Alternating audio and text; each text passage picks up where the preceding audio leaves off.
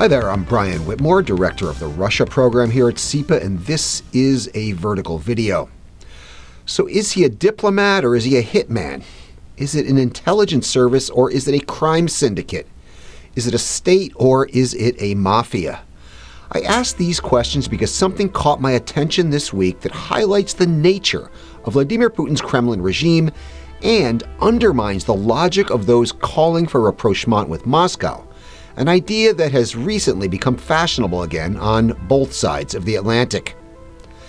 The awesome investigative journalists at Bellingcat have a new report out this week alleging that a Russian diplomat in Geneva is actually a GRU officer suspected of masterminding a series of assassinations across Europe. According to the report, Yegor Gordienko, who until recently was a diplomat with the Russian mission to the World Trade Organization in Geneva, is actually a military intelligence officer connected to the GRU's infamous Unit 29155.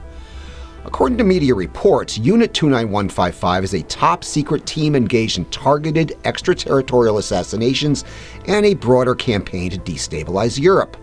Bellingcat's research shows that Gordienko traveled abroad and worked undercover as part of that unit from 2008 to 2015 under the pseudonym Georgy Gorshkov. And Gorshkov, who is really Gordienko, was one of 3 Russians indicted last month by Bulgarian authorities in connection with the attempted assassination of arms dealer Emilian Gerbaev back in 2015.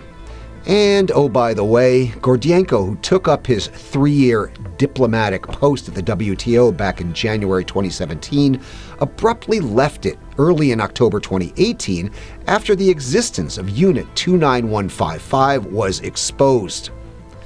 Now, when Russia joined the World Trade Organization back in 2011, it was part of a trend to bring Moscow into international institutions with the hope and expectation that having a stake in a rules-based order would give the Kremlin incentives to play by the rules.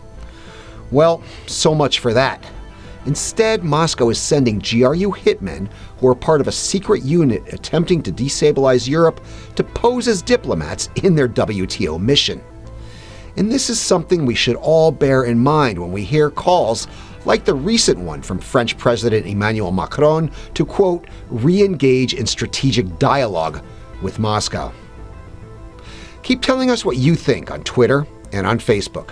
I'm Brian Whitmore, and this was a vertical video.